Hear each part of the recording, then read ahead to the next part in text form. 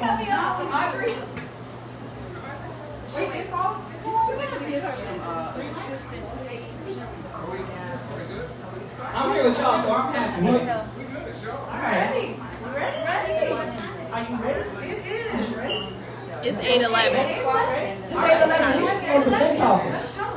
Well, good evening, everybody. Thank you for coming out. My name is Melissa, and I'm 1/3 of Tapping with the Tripod. We got Destiny here with a loud now.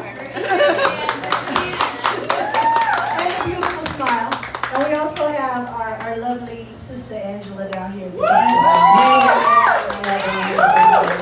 tonight we're joined by with 2 other podcasts. So we have Cup of Joe with Dre. We have Joe here. And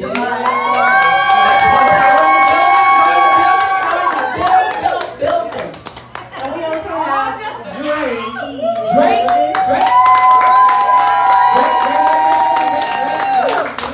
I'm probably doing the DJ shot with the Drake. Yeah, where's the intro music? Oh, don't we have that? Last but not least, we have the beautiful V from Voice of V. So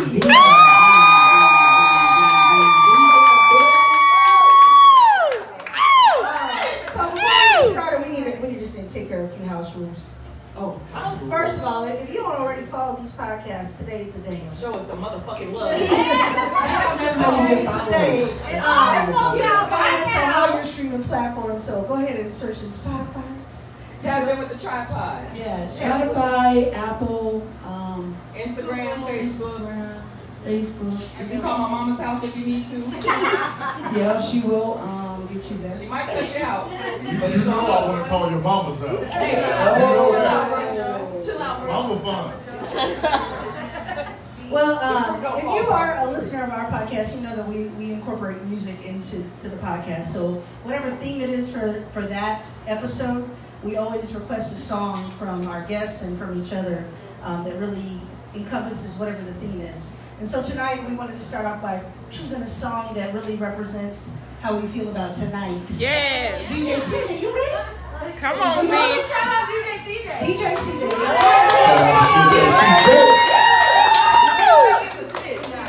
He got his blazer on for us tonight. We do love the blazer. You know, when you're classy, you can't help it. You know, so for the tripod, you got it, CJ? I don't even want to say it. I just want you to drop the beat. Right. I always want to say that. Drop the beat.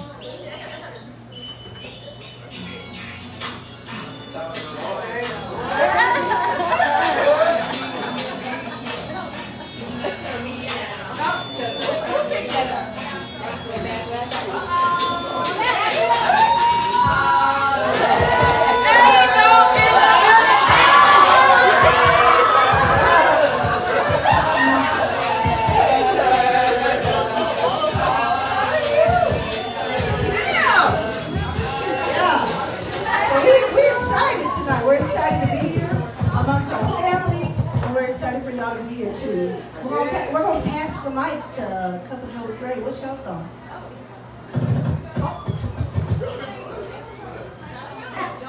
Y'all know what it is. It's y'all's favorite. All Steelers. You know what I mean? Cup of Joe and Dre. We're gonna bring you back to the 90s. We're gonna bring you back to the 90s. To real hip hop. Bring it in.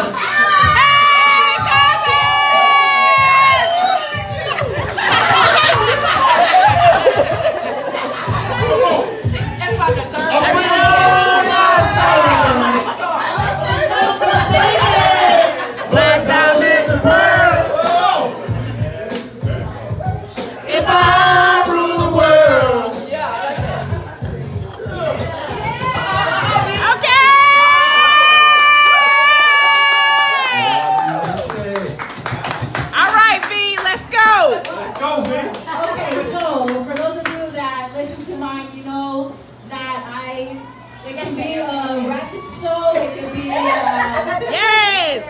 therapeutic show. Inspirational. I touch a lot on trauma, healing. I always encourage you to heal, and I always throw the responsibility on the individual because we can't control this world, right? So shit is gonna happen, y'all, and that's just life. Yes, but baby. We have to bounce back. It's all about the bounce back. Yes. Here it goes. Let's go, DJ.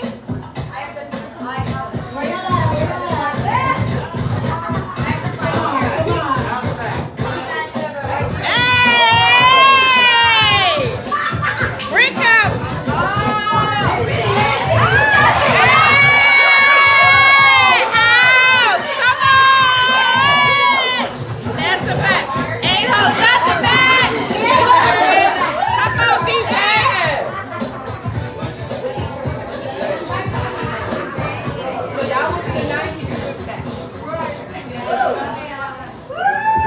All right, so we kind of gave us a little bit of a better understanding of what her podcast is about. And so we're going to turn it over to Cup of Joe and Dre so you can talk about what really, what's the basis of your podcast?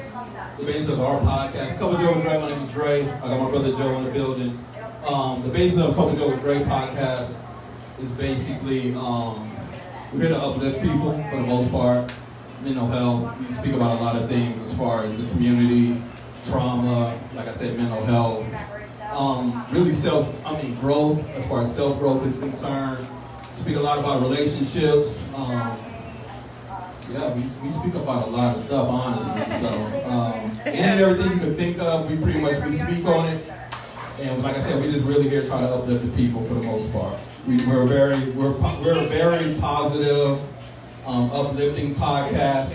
We talk a lot of shit. We might curse a lot. But all in all, like I said, we're trying to pick everybody up every Tuesday morning at 7 a.m. Joe? All right. Destiny's going to tell you a little bit about our podcast, Tap In With the Tripod. I know, right? Well, just like Joe and Dre, ours is a lifestyle podcast. My name is Destiny. I got my sister Andrea to the right. I got Melissa to the left. We talk a lot about relationships. We talk a lot about entrepreneurship. And we really focus on building up our community. That can mean healing. That can mean a lot of healing. That can be focusing on you, focusing on your business. And we also like to highlight a lot of businesses in the community. Later on today, we're actually going to have one of our businesses in the house giving y'all from free gumbo.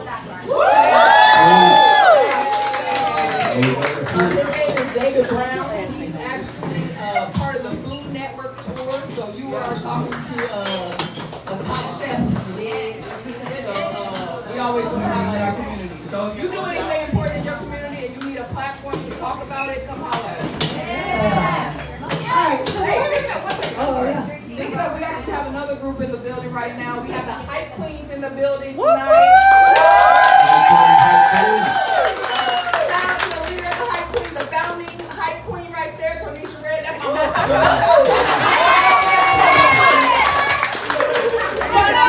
Really quick before we move on, Right. did you ever know that there were some black people in Iowa? There's two. Two right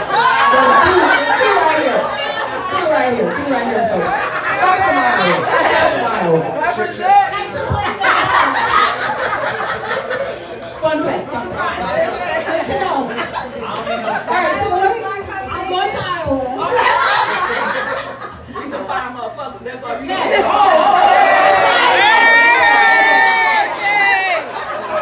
all right, so the way we're going to start this off is we're gonna do a little question amongst each other, and then we're going to open it up to you guys. So if you have any questions, we're going to pass the mic to you. But today, we're going to target these men first. And we wanted to ask them how they felt about being objectified, with these hoochie daddy shorts. Hoochie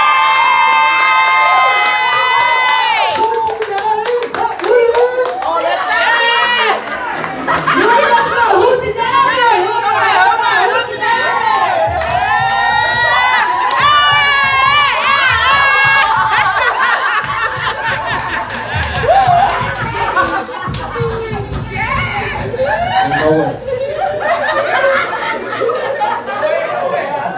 So yo, for those of you who have known me all my life, especially in the last 10 years, I've really been doing this for the last 10 years. That's a fact, right? So I'm more of a trailblazer to this shit. I don't know if you know what this is out here doing, but I know what I've been out here doing. So they just got a cute name for it now. So I've been doing this for a minute though. Let me say something. Let me speak to the ladies. Us men are sick of being objectified, you know what I mean? That's a fact. We want to let our thighs breathe. That's all we're trying to do. We out here frolicking in the streets. These ladies we ain't got time to be on fire out here. Oh, what about in the winter when it's the gray sweatpants? Oh, yeah. I don't wear gray sweatpants. So I don't know. Let that thing hang. Not yet. Coming this summer. Y'all be ready. I'll take pictures. I'll post them. Won't be of me. I know what I'm buying you. All in favor for gray sweatpants? Wow. Joe, good, Joe. Wow, man. Joe, you want to see that? Show them, Joe. Show them. Joe, stand up. Let's see them thumbs. Joe, stand up. I will not be there you go. I will not be a sexual piece of meat. Yes, you are, Joe. Yes, you are. Government gets suburban home. You know what? Hold Don't on. get me started on that, Joe. Hold up. While we trying to bust each other out here, I'm glad you handed her the mic. Yeah, because she got something to say. Oh no, she got something to say. Right? So I was on your podcast and we did an episode together, and you brought up dick on the forehead. What's dick on the forehead? Explain to us what dick on the forehead is. I'm a speaker because it's not as vulgar as it sounds. So my brother over here said, hey, I like to get to know a woman. I like to be her friend. That's right, that's what you do. And that's right, that's a good gentleman. That's a good gentleman. I said, but sometimes we're dumb. And we don't know what that means. We just think we want to be our friends. Sometimes you got to slap that dick on the forehead and let her know what your intentions are. This is true. But only if you got enough meat to slap it on the forehead. That part. All along I thought guys were trying to be my friend. Yeah. Don't look at me, I ain't got no issues with that. Wait, we didn't say you had issues, but since you brought it up. What do you think is the average size for a man? That's a trick question. Because if you don't know, I'm gonna ask you, why are you looking at this? I'm asking you,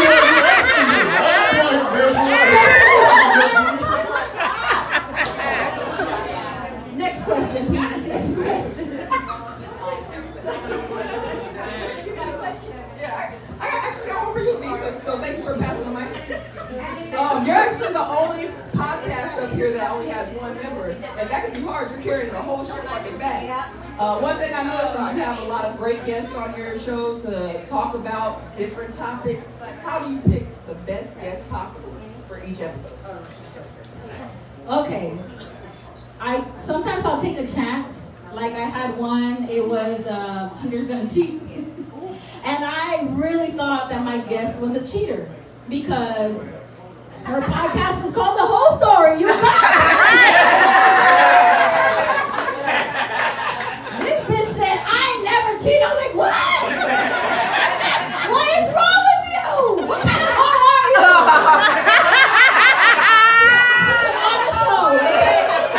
So then I had to bust out all my cheating stories, y'all. I am a reformed cheater. I'm no longer a cheater. I'm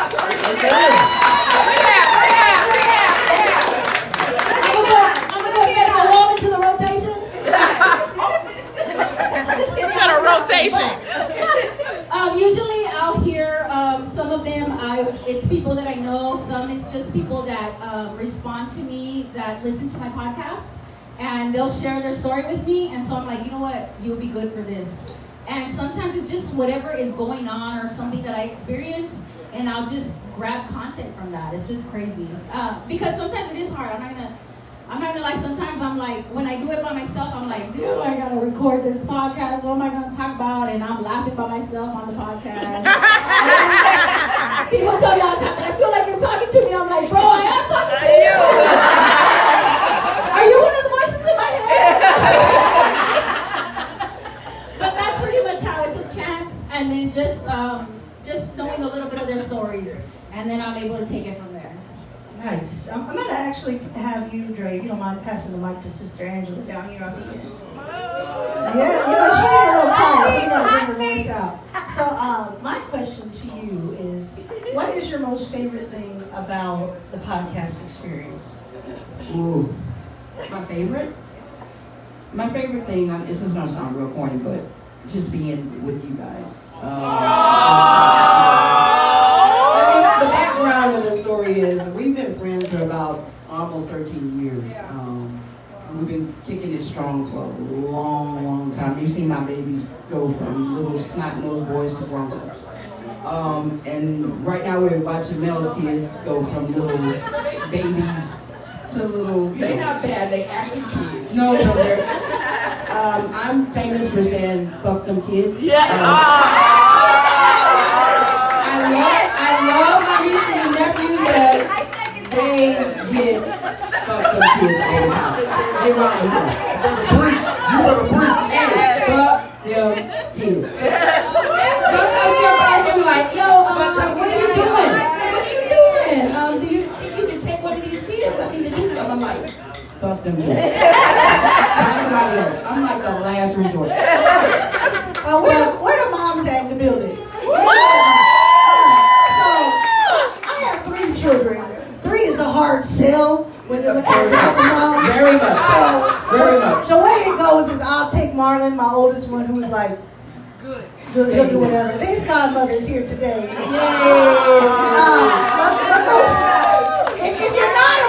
If you're not a mother, let me give you a disclaimer. That first one's going to trick the shit out of you. You're going to be like, I am the best mom. Yes. He needs a friend. Right. And then you get the friend, they come out a little different. Yeah. And then you got an oops and you got another one, and it's like, what happened? Was it an That escalated quickly. Was it an oops? Yeah. No, was it an oops? But you ain't going That's your question. Was it an oops? Oh, the mic's gone. No, it's not. Here we are.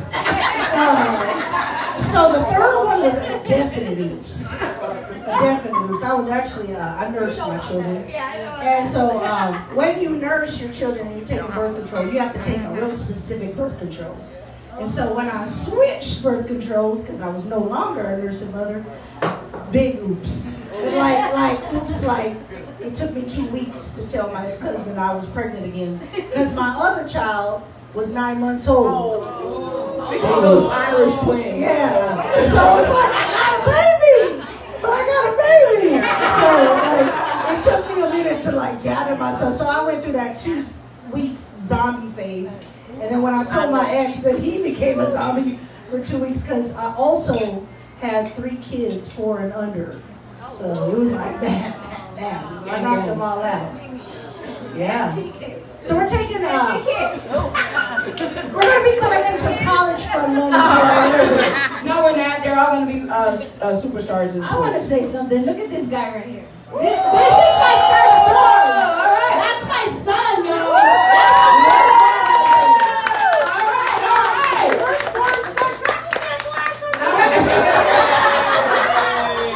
And you're right. They do trick you. The first one, you learn a lot with them. Right.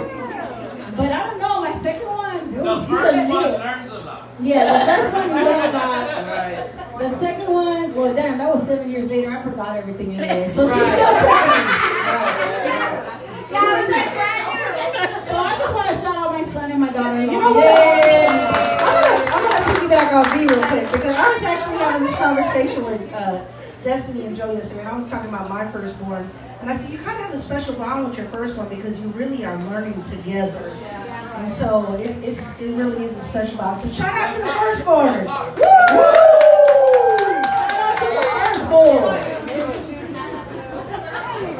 Oh, by the way, I am going to do a podcast with him because I was a teenage mom. But we always talk about how was it being a teenage parent. Yeah. Well, I'm going to talk to him and ask him, how was it to have 2 motherfucking teenage parents, bro? It was not easy for that guy. But he's alive, y'all. He's alive. Do you have a question, Dre? For no one?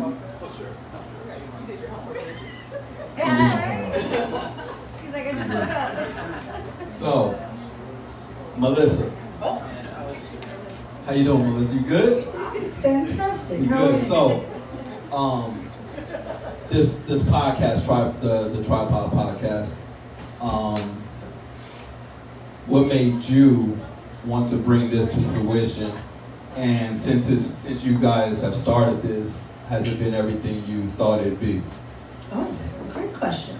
So, like Angie said, we've been kicking it for a long time. And so when we've been calling ourselves the Tripod for February. And we would have people that would want to hang out with us. And when they would get around us, they would make a comment like, y'all should have a reality show. Y'all are a mess. Y'all need a reality show. And so, right? Yes. Yeah, I mean, and if you listen, you know that Destiny kind of has a loose mouth. Whatever comes to her mind, it comes out. It comes up. Nothing tonight. I've only been sitting here and I'm getting. But we love it. We love that about her.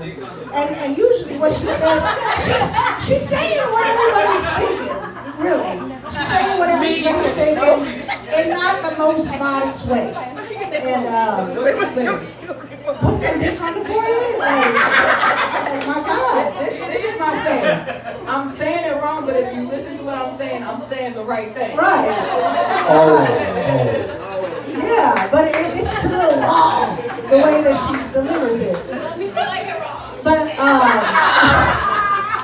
so we were just, honestly, when we started thinking about the podcast, we have business endeavors together where we want to acquire some land, put an Airbnb on it, because we travel a lot together. And so we thought, what if we should invest in a space of our own where we can go and utilize that anytime we want to.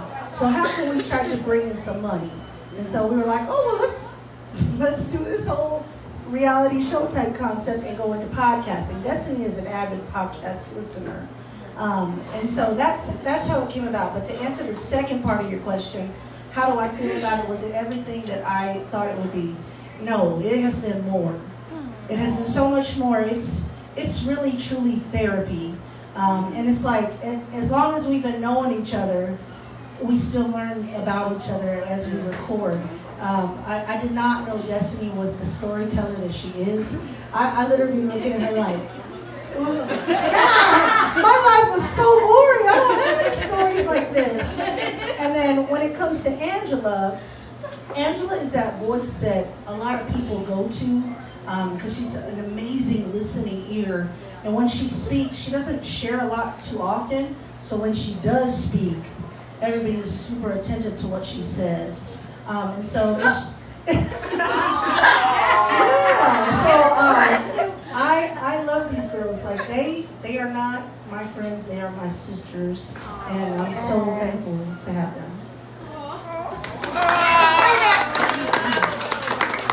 We didn't rehearse that. You didn't pay her to sing. Right. Well, I think we should kick it to the audience. Does anybody want to have a question that you want to ask? I mean, we've been popping up. We family now. Come on. Ask the mic. Got a question. Oh. Kelly. Oh, Naomi's got questions. I know she does. Uh-oh, here you go. So, for Dre and Joe, did y'all talk tonight to coordinate your outfits? Because y'all both are showing a lot of value.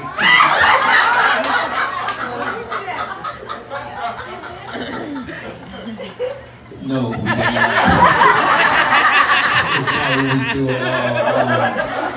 You don't make it look fly, though. In fact, This is my everyday attire. This is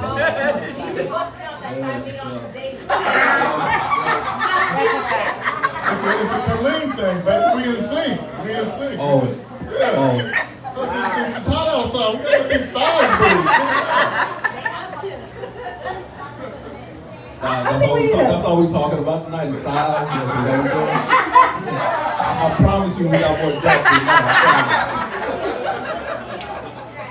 Well, we passing? Next? Who got it? Tonka truck. All right, y'all. So this is for Destiny. What is your favorite? I want to almost narrow it down, but your favorite podcast show that y'all have hosted so far. What is your favorite one? Like my favorite episode. Favorite episode, yes. Recently it might have changed, so I am kind of a fan. I'm a big fan of this guy over here. Like, I actually, this is my first time meeting Joe in person. Actually. You know you complete me. Let's just move out of the way, man. No, but real talk. Let me talk for a second. So, this is my first time meeting Joe. Joe and Trey are kind of mentors to, I would say, the other two podcasts. They were the first ones to start their podcast, and they're selfless men. So I love Dre as well. Okay. I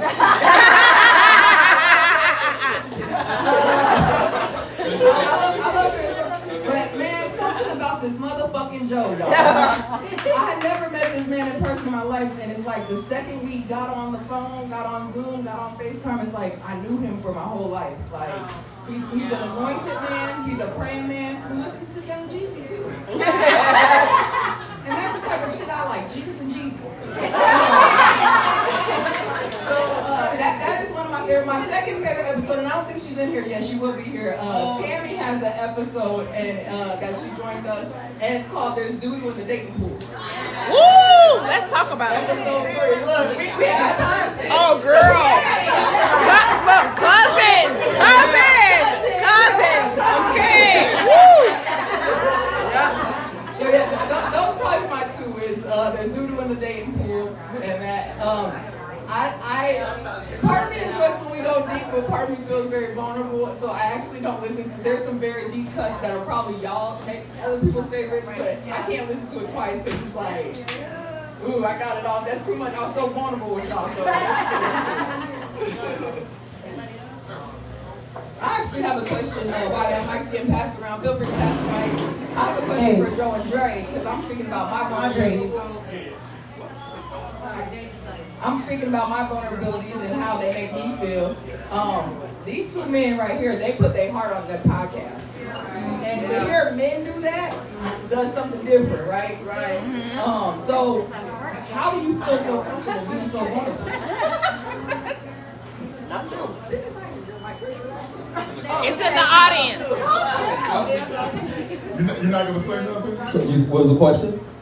How do we feel so vulnerable as men? How are you able to be so vulnerable on the podcast? So, as far as myself, and I'm pretty sure I can speak for Joe as well, but for a long time I've been pretty in tune with myself.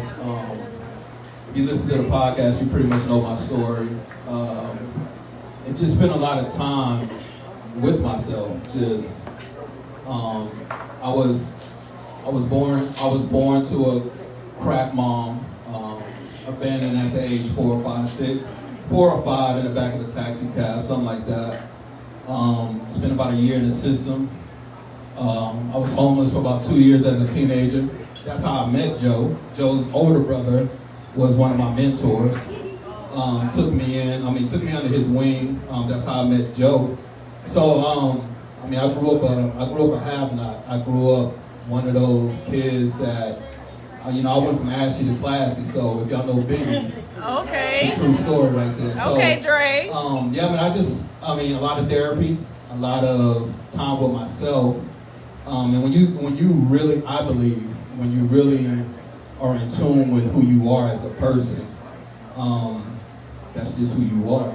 So to be vulnerable to, I think I didn't cry more in front of Joe than I have anyone in my whole entire life. But there's something about Joe, man. Joe know the right questions to ask. He'll have me fucked up. Like,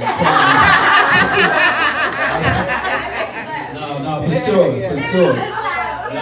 No, for sure. So, yeah, I remember the first time we recorded one of them podcasts, and I just broke down and started crying and shit. And then after the podcast was over with, after we recorded, Joe was like, yo, Dre, we gonna keep that shit in? I said, you motherfucking right, we gonna keep that shit in. That's who the fuck I am, and people need to know that, and people need to see men be vulnerable and stuff. So that's just me, man. I think, like, once you're 100% in tune with who you are, nothing else really matters, man. You're comfortable in any setting and around any group. So that's my answer, Joe. What you talking about? You did that so lovely. I didn't need to do anything else. But, I mean, exactly what you said. I mean, there was a comfortability because we've seen each other at our lows and, you know, and it was hard seeing you cry, you know, because, like, I started to cry. But it was therapeutic. Because you don't see too many men cry, right? And we're not allowed to cry. It's you got to brush everything off. Yep. And then to have somebody in a space that you can trust, that cares about you, and that values you, it made it easy. And then, you know, like I said, after that, then, you know, I feel obligated to get my story out and talk about, you know, the things that held me back as a man and the traumas that I dealt with, you know, because you were vulnerable. So, and I mean, that's, our podcast is really for us more than anything. You know, it's not even for the listeners. It's for me and, it's for us as men to challenge each other in our thoughts. You know, like sometimes, like he's a dynamic person because he's had a lot of work, and like sometimes he'll say something, like for instance, his outlook on women. Like he loves. I love y'all. He loves women. We love you too. And that's why he has 3 daughters, right? God like knew who to give it to. Like, you know, and he's such a good, but like I hear him say some things with women and I'll be like, man, them bitches don't deserve that.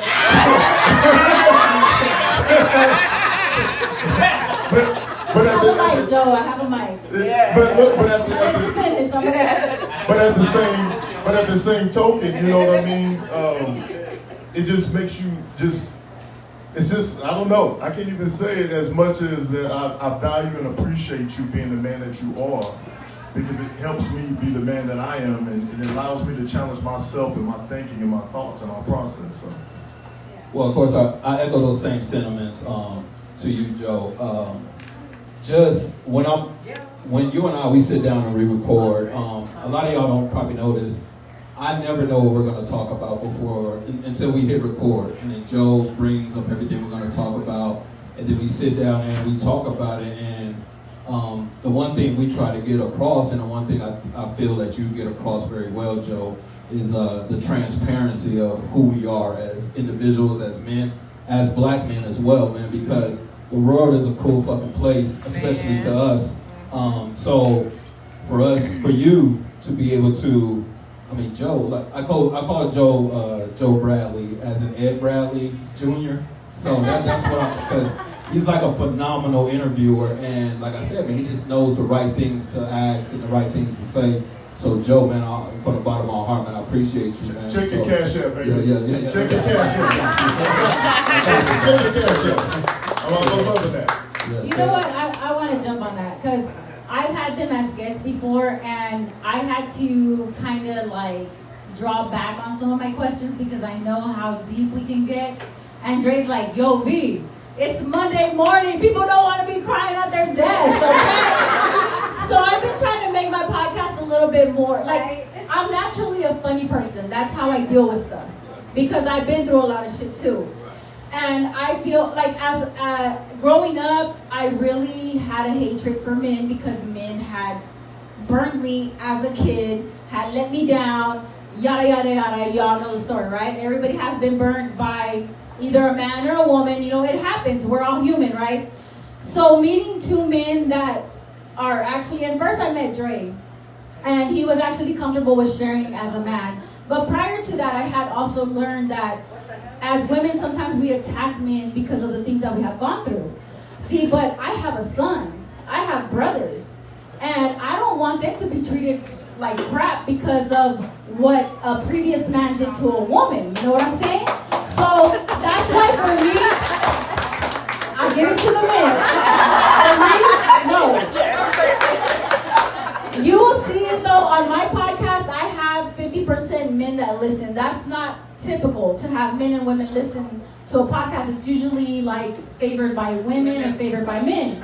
You know, and I get a lot of feedback from the men, and you ladies would be surprised at the things that they tell me because they feel like, wow, actually, a woman is actually speaking for us, speaking up for us, and also giving us a woman's perspective to understand where women are coming from, but also to help women understand where men are coming from, right? So we need to find that balance because, like you said, there is doo-doo in the pool. And y'all, I'm single. I'm sick of this shit. Fentanyl. Sick of it. I want a man that's just going to be honest, be able to be himself. If you got to cry, fine, cry. But don't act like a little bitch. But I'm Thank you. No. Let me finish. I let y'all finish. What I mean by that is don't be afraid to be with a strong woman. You hold your own ground. But women at the same time, y'all gotta let men be men. Y'all can't be calling them names when they're trying to, because we say we want an emotional man, we want somebody that's in tune with their emotions, and we want them to be emotionally available, but yet when you run into this man, then you are calling him a bitch, and you are treating him like he's weak. So what do you want? Do you want a hard-ass motherfucker, or do you want somebody that's in tune with his emotions? You gotta meet them halfway, just like they gotta meet you halfway. So I'm gonna continue to speak for us women, but I'm also going to. I'm a woman first, y'all, but I also have a son that I love very much. I have a grandson. I have brothers, and I'll be damned if I let some woman come and treat them like shit. That's right. You got me messed up, and you will. Look, I'm a naturally peaceful person, but you will catch these hands if you go. So on that same token, I can't be a hypocrite.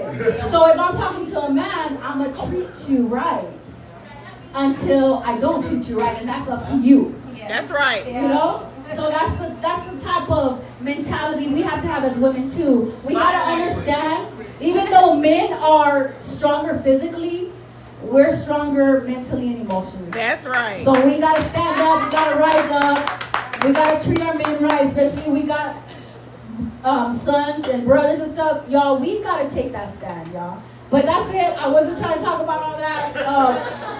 Trey, Joe, I want to get petty, Joe. I want to get petty. Please do. Yes. I got a couple of announcements real quick, and then we're going to keep the talk going. If y'all didn't know, we partying here after this. The party started 10. So we're talking till 10. The party keep going. Feel free to stay. If you want drinks, the happy hour prices go till 9. So you got about 10 minutes left. If you want to get the happy hour prices, I'm just letting y'all know this. Can you give me a double syrup right there? If you want to get your podcast talking some drinks, I'm pretty sure the conversation is going to get even better if they got more drinks. Yes, it will. Let's keep it going. Let's shoot it out to the audience. If you have anyone else in the audience who has any questions, where that mic at? You got the board of the mic, friend. Anybody in the audience have questions? Destiny's looking at me like, you better come on with something. Would you like the mic? You got a question? Shout out to Marmar's Godmom. I guess since Destiny was looking at me, I better come up with something. I guess I would like to know the growth. Like each one of you has 3 different podcasts, so obviously there was growth. Like when we first started, we did this and this and this, and as we went along, this is what we saw, this is what we started doing. So what kind of growth did you guys experience while doing it? Our audio was not great. So Our audio wasn't great. You said our growth. I'm telling you. No, Our recording audio. Our growth comes in. Our audio was not great at that.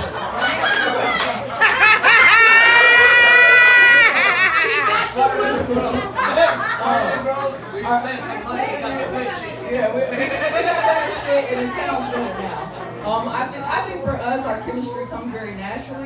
So I think our first podcast were pretty decent. I mean, we had to get a little comfortable, but they're pretty decent.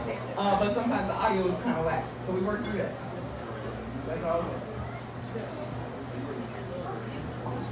All right, so we're gonna transition to one more section. Oh, my bad. Go ahead, B. Go ahead. What's your I ain't shit. I ain't answering like that. No, for me,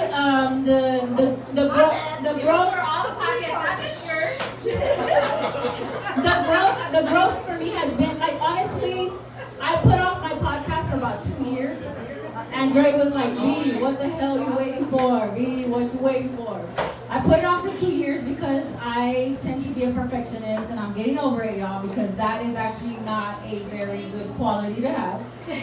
So after many hours of counseling sessions, I finally put myself out there. But for me, my sound, I wanted my sound to be good. I wanted, and I always work on that. I always work on improving it. What I have seen with me in my growth has been to kind of make it a little more fun. Touch on those serious subjects, touch on those serious themes, but at the same time end on a positive note. So I always do provide and remind people like, yo, I'm not a professional. I'm just sharing with you the stuff that I went through, how I dealt with it, and how you can deal with it. And also, I always encourage people to go seek professional help. But my growth has been more in the dynamic of the podcast, in the sense where I add like some fun questions in there. I touch on the serious stuff, but then I also end on a fun note, just to make sure that your Monday morning, your week is going to be great. You're not going to be crying at your desk, or if you are, you're going to have a chance to regroup and be able to get out there. So that's been my growth. Well, hello there. I guess I can say the thing about our growth, I mean, of course, everybody wants to have this sound and everything, but I think what challenged us was how fast it grew.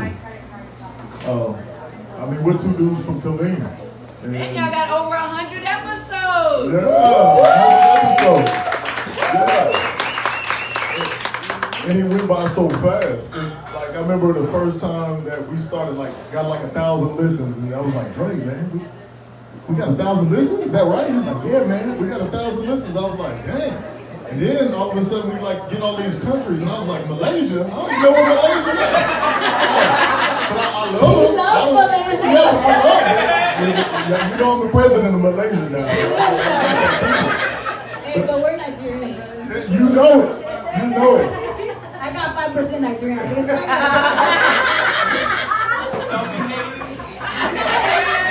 Hey, you got it too, son. But yeah, I mean, and then, 21,000 listeners later, and it's become more of a job and a business. And now it's the focus on the part of handling the business, reaching the people, seeing whose lives we can affect, see how we can get better. So yeah, that growth part was just finding ourselves. Because again, we didn't expect to be where we're at, and now we're here. So you know what? I want to say something on that. You can clap for that. Hold on.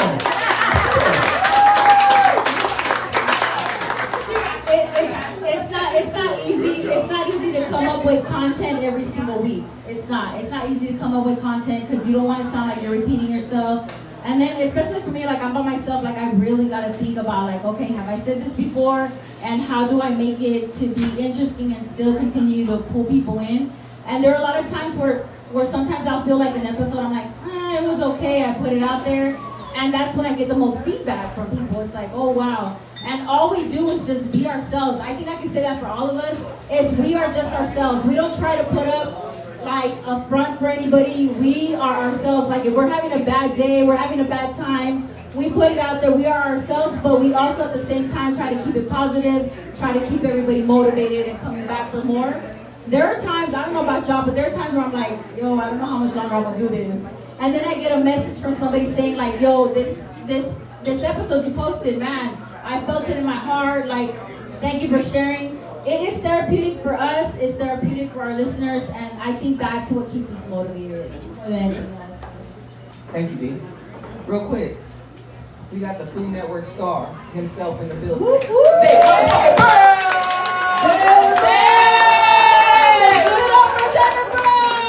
the Dumbo guy.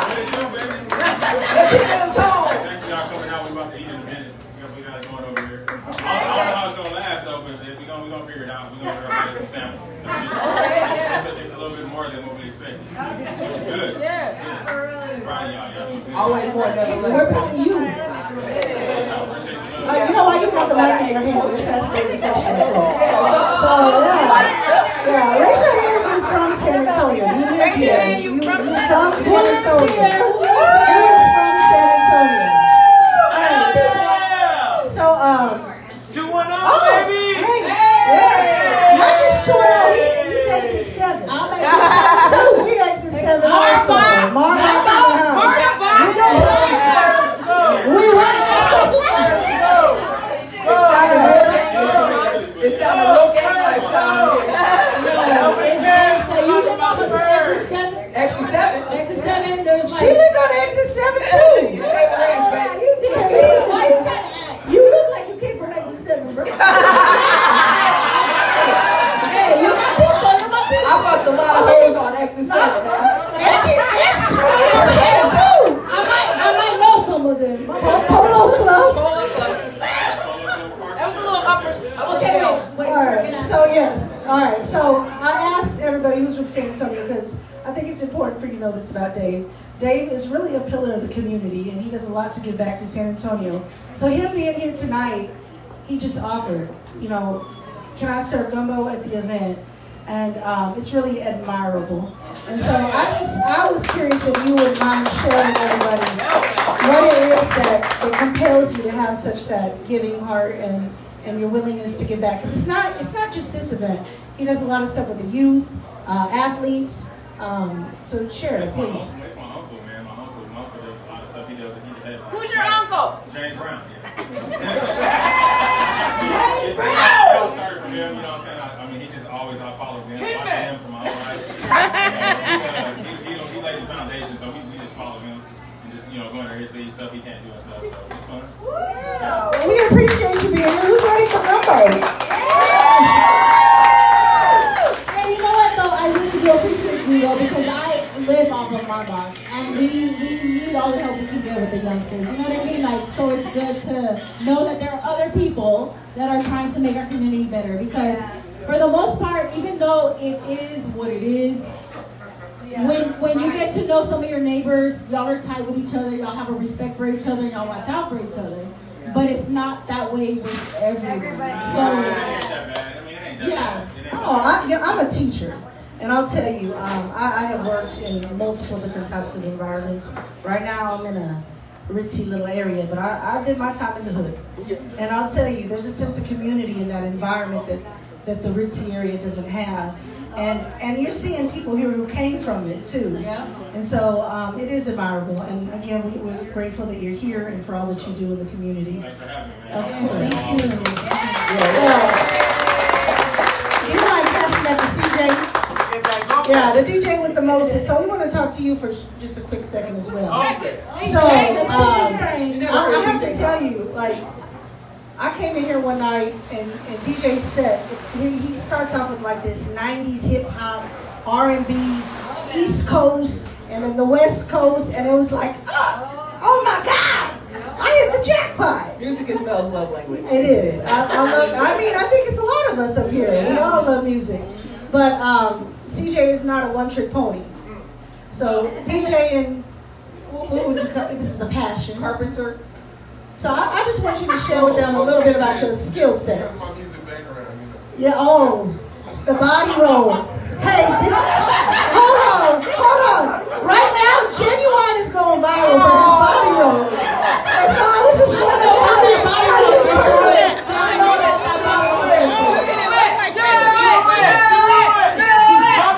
Chop it up real quick. There is an elevator scene. There is an elevator scene. In my younger day, how I started, I used to be in a hip hop and R&B group called Varsity Squad. But I used to do that, and then I was also DJing, and I hung up my dancing shoes, and I just DJ now. But that's not all you do. So tell me what else you do. I also have a food trailer, Fresh Cuts. We're doing tomorrow because the catfish and jambalaya. It's going down. You're speaking our love language, our other love language. Wait, where's your food truck gonna be at? That's right. I will be off WW White. I already saw that flyer. Yes. 7221 Southwest, WW White, South WW. It's over there by the AutoZone and the Planet Fitness. Yeah, Sheep. Yeah, so that's where I'll be. I'll be there at 12 before tomorrow. Check it out. I'll be there at 12. So I do that because I like to cook and I like to see the smiles on people's faces when they eat my food. Yes. And it makes me happy. I'm pretty sure this young man does the same. I see him over there prepping the rice. It's about to go down. My family is from Louisiana. Okay. I'm not a Saints fan though. Hey, watch your mouth. But my family's from there. So when you say gumbo and jambalaya, I'm all about that. But I also have a woodworking business. I do that. I bartend at the Embassy Suites. I appreciate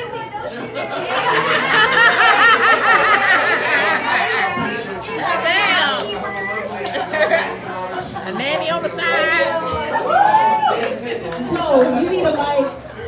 Also a father. Bro, these Jamaican brothers come from all these jobs.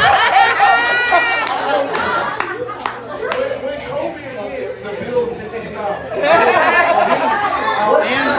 bills didn't stop.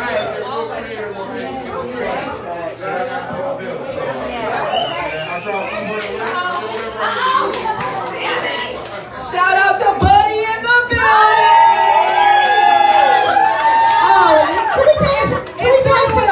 It's Doodle in the water. Can we pass her that mic for me? Doodle in the water? So, this is Tammy, aka Buddy. She a fire. She also knows about thinking in the Bible. Welcome thinking in the Bible to the stage. Alright, so this is our friend Tammy, and she was able to sit on us for episode 3, which is called Doodle in the Dating Pool. And Tammy, we just want a recap with you real quick. No, not a recap. We want to revisit it and see, are the waters still murky? It's cloudy as hell. It's like I can tell you. Yes. So I'm gonna say this: the water is like really murky. Like when you slush your feet against, you get that slush feeling. It's still there. I can't be part of the pool anymore, but it's still there. So you found some clean water. I found them dirt bugs, you know, them bugs that be down here. She came down and became a diamond in the rough, you know, it was hard. I was gonna ask if any girls was ready to take her out of the pool, but it sounds like somebody got her already. Sorry. I'm gonna be you, baby. I'm gonna say, there you go. Go ahead, girl. I'm gonna say, any men in the water? Hey, out the water? so Tammy, the pool wasn't that murky then if you found someone to get you the bottom of It it. was still murky. Oh, it was still murky? I went through a lot of, dirt bugs to get you. Okay. Say it, girl. It's like that sometimes. Yeah. You know, it wasn't no frog. It was like,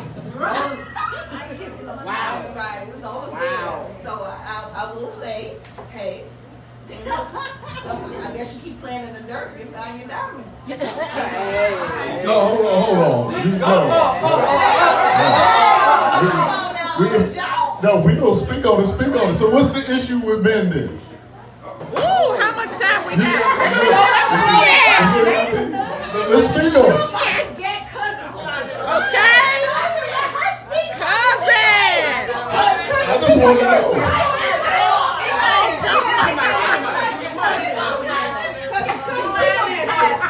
There goes the neighborhood. Mic check. What's not wrong with me? Let's start there. What's not wrong with it? Dre, you know you don't want to do this with me. You know you don't want to do this with me. But I'm gonna say, I know what I do. men are hypocrites. That's the first thing. Men are hypocrites. Let me say, I'm about to break it down for you. Don't even worry about it.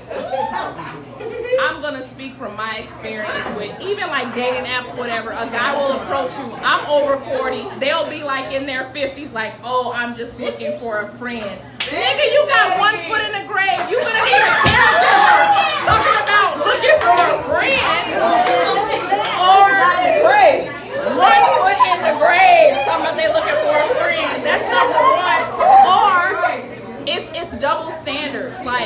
They want you to be available to them all the time. But we're single, so it ain't no rules when you're single. Don't ask me where I'm at, who I'm with, where I've been, what I'm doing. I don't have to answer to you because I don't belong to you. Right, you just wanted a friend. Why you going through my phone? Why you want to know who I'm with, where I'm at? Like, why you riding past my house, checking the hood of my car to see if it's still warm? Why we doing that?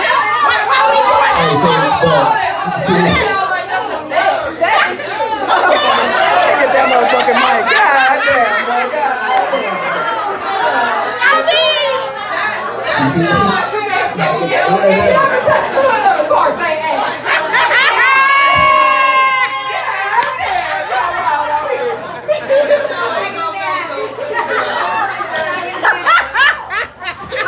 We're not eating on this goddamn stage. What's happening? Trey, Joe, do you feel like the dating pool is murky on your end too? Yeah, what's going on with y'all? No, we want you to go first. Yeah. Sexual chocolate. It's not. It's people are too over emotional and don't communicate enough. That's the biggest problem. I find with men. Hey, talk your shit, Joe. Yeah,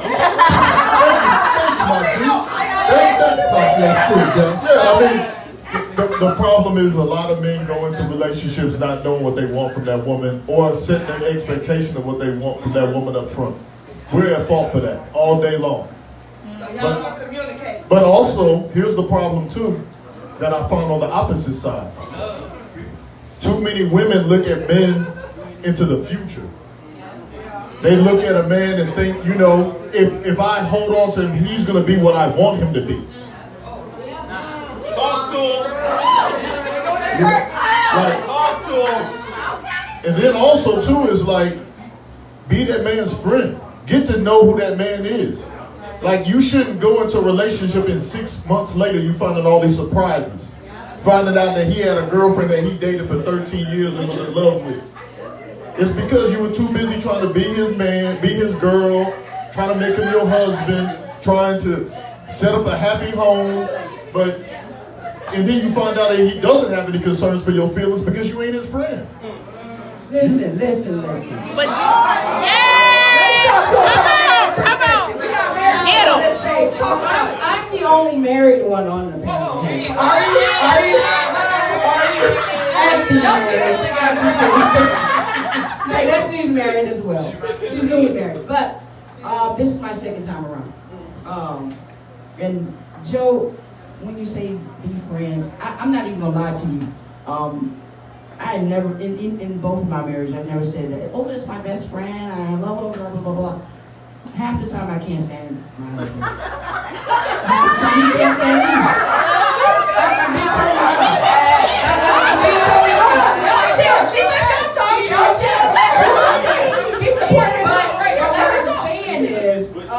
When you say you want somebody to be your best friend, it's not even about friendship at that time. It's about the business deal.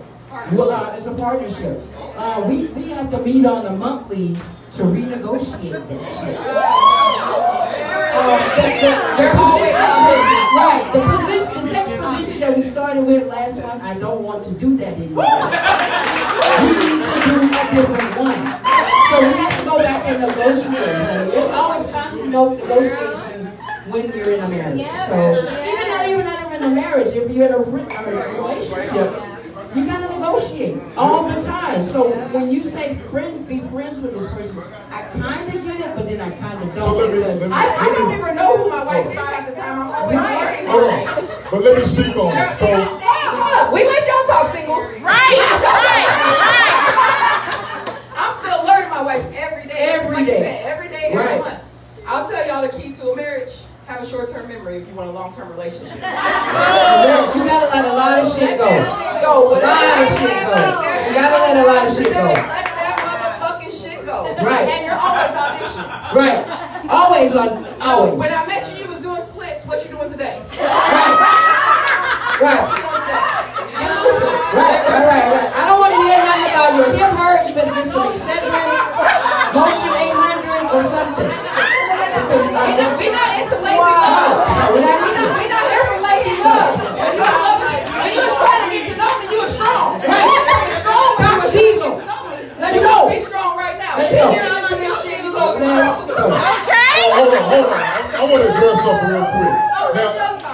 you said best friend and I said friend. First of all, your best friend is you. Well, I you was got to be your best friend. No.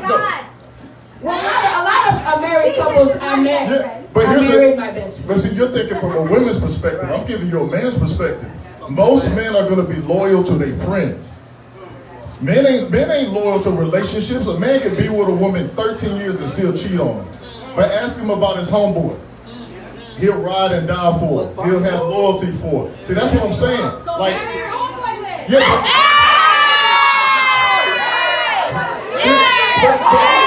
But see, hold on. But that's what but that's what I'm saying though. You can't get offended when a man told you his truth. That's the problem we run into. When a man tell you his truth, you go back and try to tell him what his truth is. Like, I mean, I know I'm not married, but I've been in enough relationships to know where I went wrong. And every girl that I ever messed up with, every girl that my homeboys messed with, they weren't friends. There was no loyalty. There was no caring. I'd be like, man, won't you go hang with your girl? That ain't my friend. I'd rather be with y'all. You know what I mean? So when a man tell you something, but let me tell you, when a man tell you something, don't get offended. It ain't to hurt your feelings, it's to tell you the truth.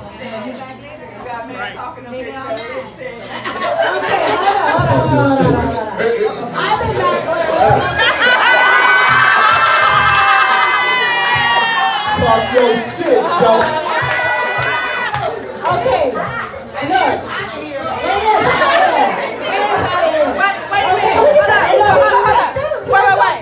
Here's the problem with women. Hey. To the mic. What's your name? Where you going, Joe? Sit back down. Get stretching out. Stretch it out, man. What's your name? Hold on for a minute. Where are you from? Hey, how y'all doing? Danielle. Nice to meet you. In the gym, they call me Chocolate Thunder. How y'all doing?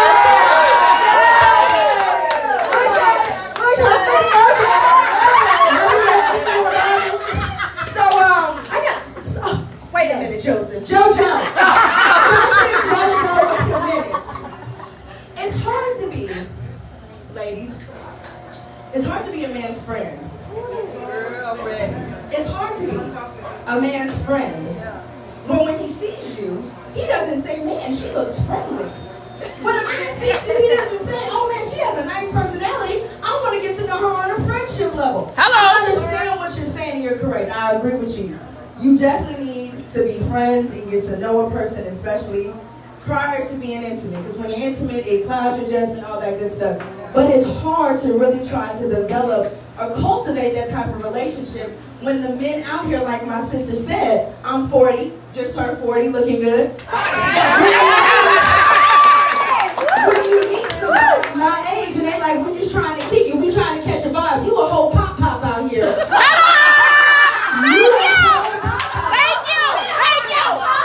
Make you make sense, sir, with your AARP. How are you? Right. Yes, we should be friends. I want to be your friend. But it's hard for me to be your friend when all you come at me is with sexuality. When You think it's fuck, little mama? Look at that ass. Exactly. Come on now. Like you have to be your friend, though. Like, make it make sense. Sexuality doesn't dead relationships. That's a false narrative. But when that's all they don't get it, but they lead with that. It doesn't create, it doesn't end them. You do have to have Angela, when's the first time you and your husband were intimate? If you don't mind, is that too deep? Woo! She getting in the business. She need another drink for that. Well, it was actually our first date.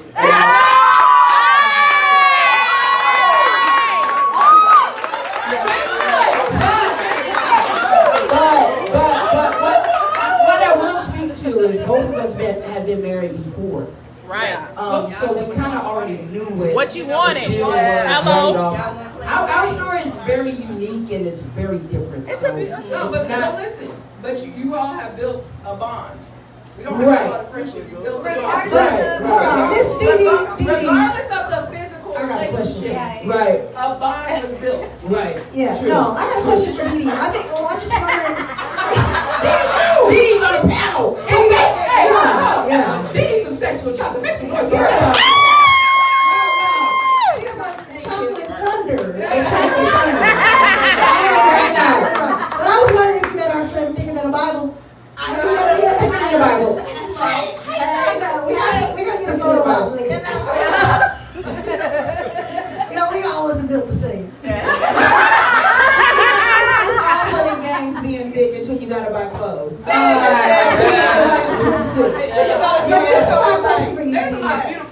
think what you're saying is that when it comes to friendship, you're not having sex with your friend. Is that what you're saying? No. What I'm saying is that it's kind of what Joe and me and Joe. That's my homie. I love Joe. We kid around, but when he said you got to be a man's friend, I agree. I wholeheartedly agree with that. I think that you should. You should want to get to know him as a person and all this good stuff. But I'm saying in the world that we live in, where everything is so sexually driven, That's not how they step. it's hard. At all. It's At really all. hard. Okay, I want to know something. Come on. For the ladies in the room. Where y'all meeting these niggas at? Anywhere. The grocery store, the auto shop, Home Depot.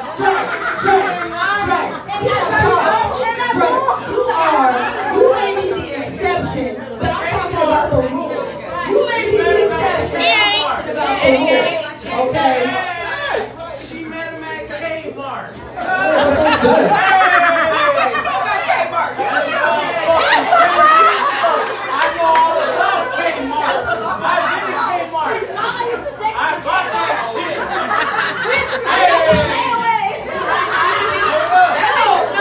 No. But like, let's be Kmart.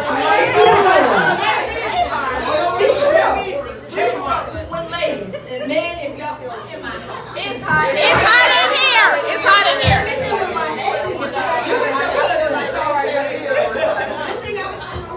So the question is, what I'm trying to say is that I understand not all men are the same, of course, but I'm just saying majority of what we're running into. Hello? And we're just speaking Hello? from our experience. I'm not trying to say that you're wrong. I'm not trying to discount you. I acknowledge what you're saying. I agree with it, and I hear you. But we're speaking from our truth.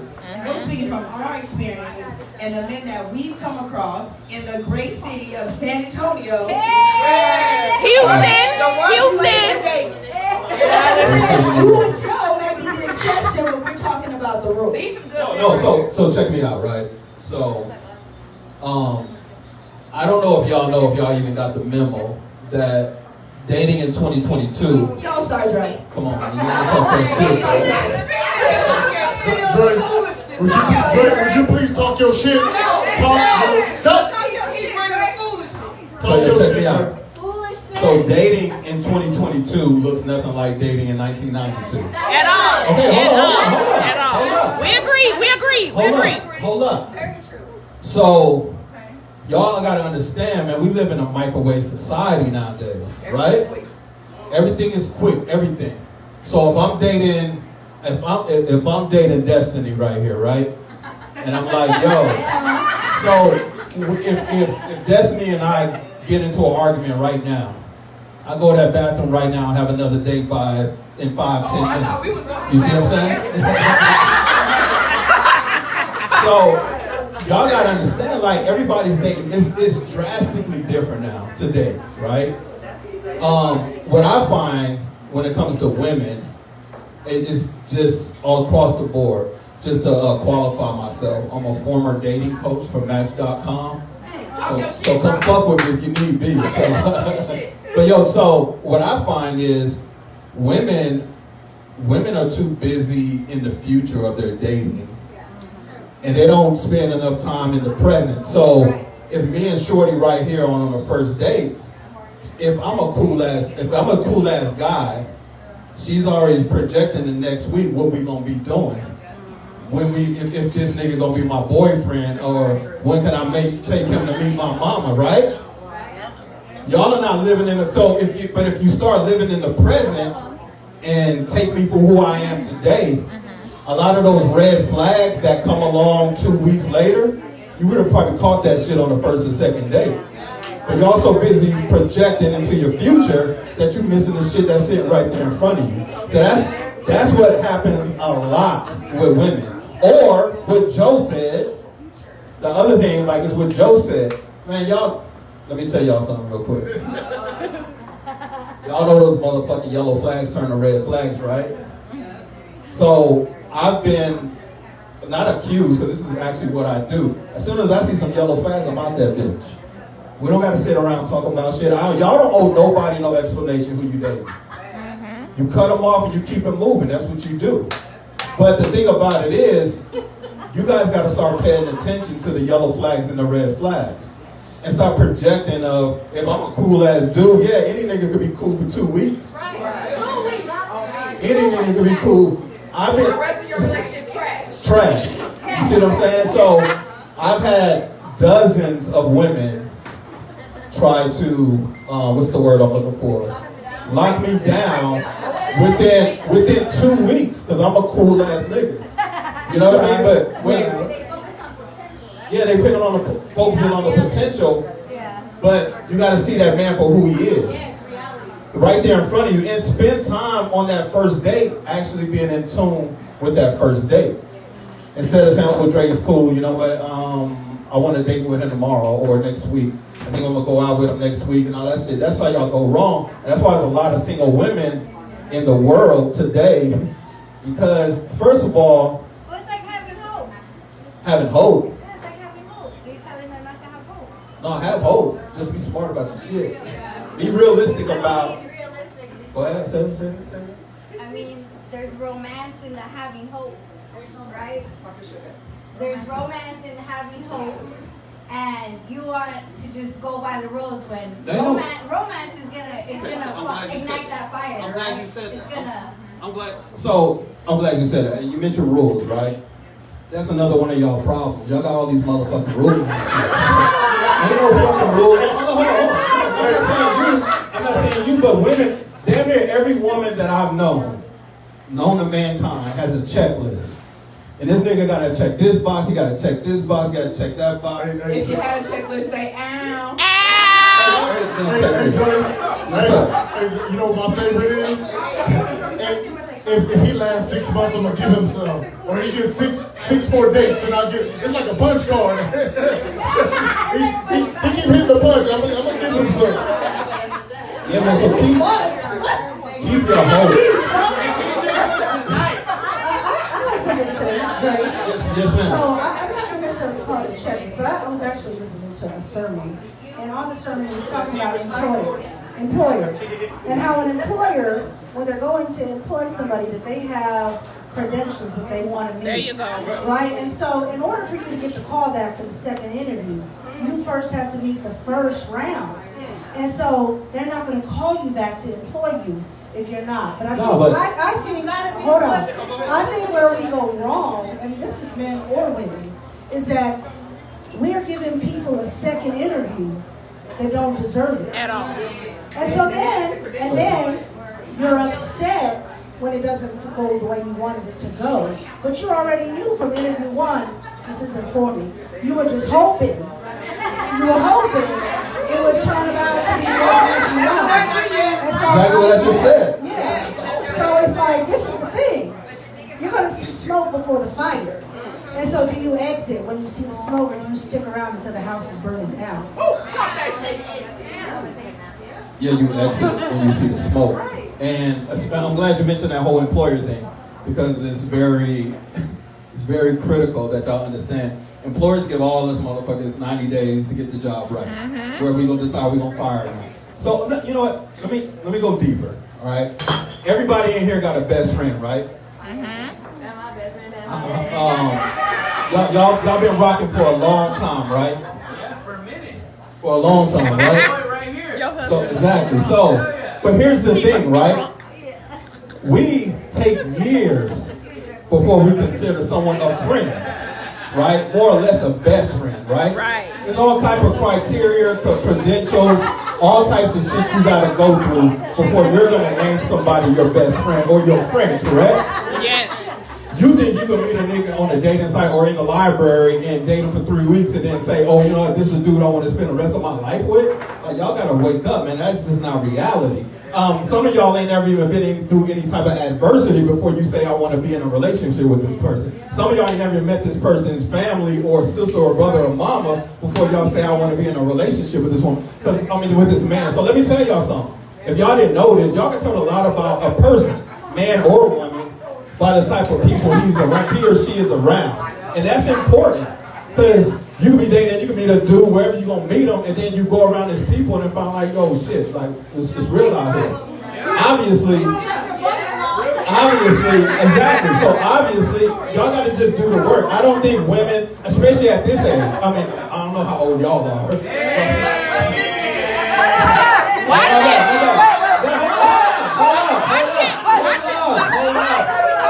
Hey, let me live. I'm 43. So what I'm saying at 43 years old, especially in the South, there's a lot of pressure on women to be married by this age. So y'all just start dating niggas just to date them and like her being hopeful that it's gonna turn into the one, and then he ain't. He ain't the one that you want to look at Disney. Look at the way Disney. Yeah. Like. Yeah, I get it. Okay. I say, women ain't the only ones thirsty for a relationship. Say that shit.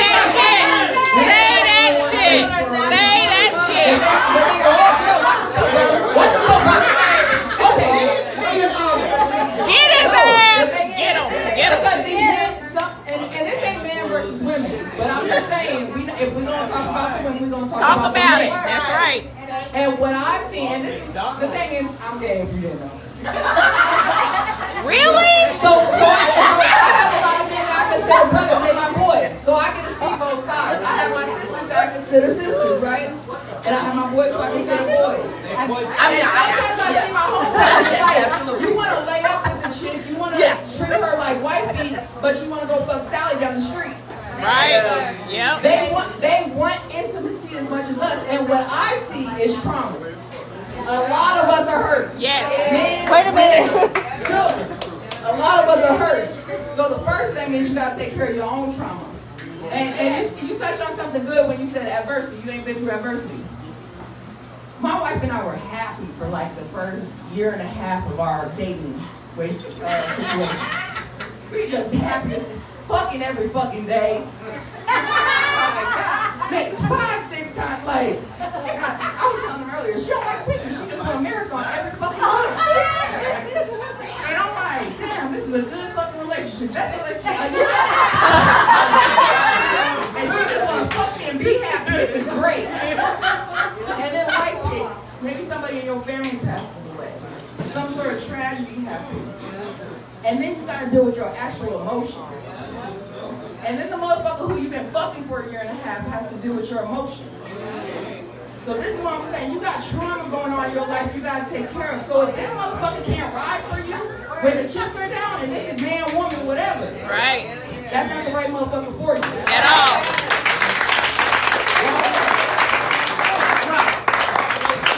That was a very excellent point. Joe, did you have something to add? Destiny, your hair was looking luxurious. I'm just saying. Yeah, this like black Korean Indian mulatto thing going on. We're gonna get her off the game. I wanted to touch what you said about trauma, because if you heard the episode that I did with Dre and Joe, I touched a lot about therapy because I think everybody needs therapy. Especially, you know, as people of color. All backgrounds need therapy because we have been through some trauma. And I think it's very important, if you're out here trying to get in a relationship, cultivate a relationship, you have to work out your stuff. Even if you feel have happy. to work. Even if you feel like When I went to I'm a counselor, I have a therapist. If you have a therapist or a counselor who doesn't have a therapist or a counselor, you might want to talk to somebody else. Because they need somebody to talk to. I went to therapy for something completely different because I was stressed out about my job. I was in there talking about my job. Next thing I know, I'm crying about what happened to me when I was 4. Yep. We have issues. We have trauma. And what we do is we try to attach ourselves to somebody else empty, broken, and expect that person to fix us, expecting that person to feel us. And that's where you go wrong in a lot of these relationships. In my relationship, I speak for myself. That's where I went wrong. So when she said trauma, I was like, that's my wheelhouse. I think we all need to, and I mean, if you're married and in a relationship, what have you, but if you are single, get yourself together. Because when you're together, believe it or not, when you're together, when you have yourself together, when you worked out your trauma, when you worked out your issues, how you pick, how you vet, what attracts to you will be completely different. Because you attract what you are. And if you're broken, if you walk around all disheveled, that is what you're going to attract. If you go home tonight, this is an assignment, go home tonight. The past 3 years, 1 year, the people that you met, there is a commonality in each person. And it ain't their fault, it's you, it's me, it's us. We are the common denominator. And we're attracting people based on our trauma, based on what we have on the inside of us. And when you get that together, you'll attract different, you'll pick different, and you'll be able to cultivate a healthy relationship. And I know it sounds crazy. I know therapy, especially in the black culture, is now we all want to go to Jesus, and I love Jesus. Right. Get your therapist. Go sit on somebody's couch and talk about your problem. I feel like we're talking all night about relationships. It seems to be a hot topic anytime we do a podcast episode. Relationships is always high. Yeah, well, we're actually going to wrap things up and allow us to mingle with the people. I want to try the gumbo. How was it? Okay. All right. So just a few things that we want to tell y'all about. We want to shout out a few people. Again, we got the hype queens in the house. Hype queens! Hey, hype queens, I got something to tell you. How many hype queens is in here? Oh, yeah. How could we not? Look, don't worry. I got Hiker Joe over here. Hiker Hall. He has a magical hiking stick. Special. He can start a fire with his hiking stick.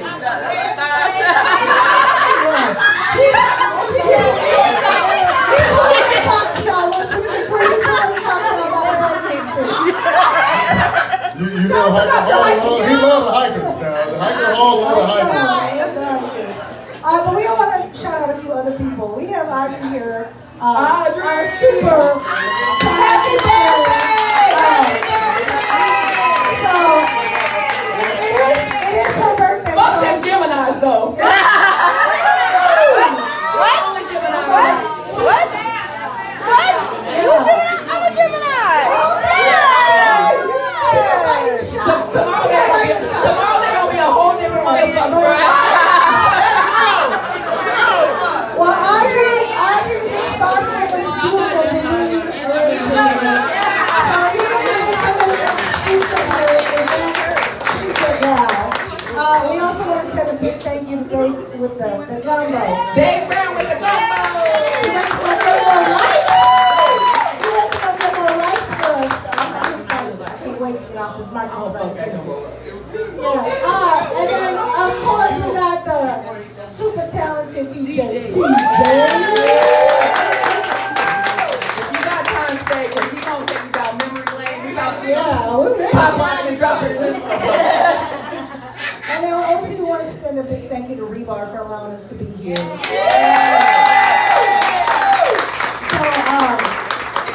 this is our very first time doing something like this. So just from your applause, we're curious if you would attend something like this again.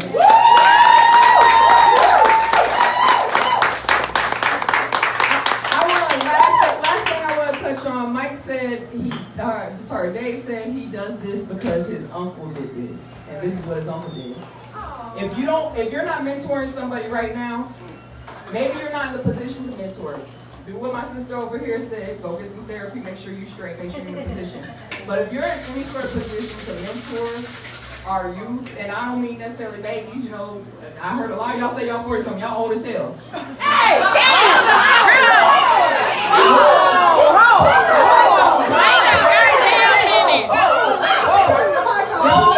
Each one teach one. Y'all better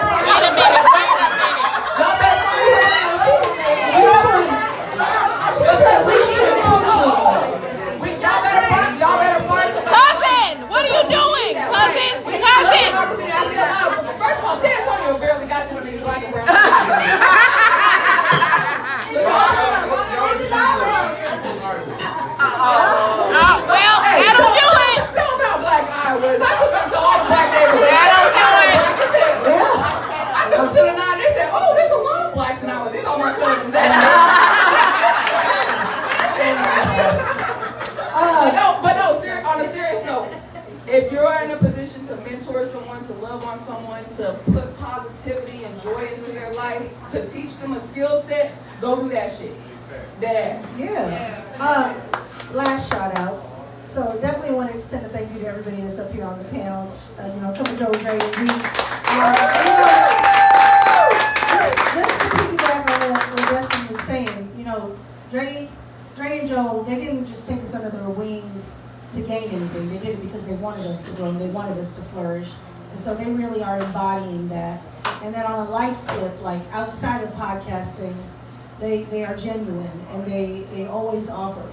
This guy here, if you need a prayer, if you need a special prayer, he is willing and able, always. And so to me, that's something special. Like people that are willing to pray with you, they really care about who you are.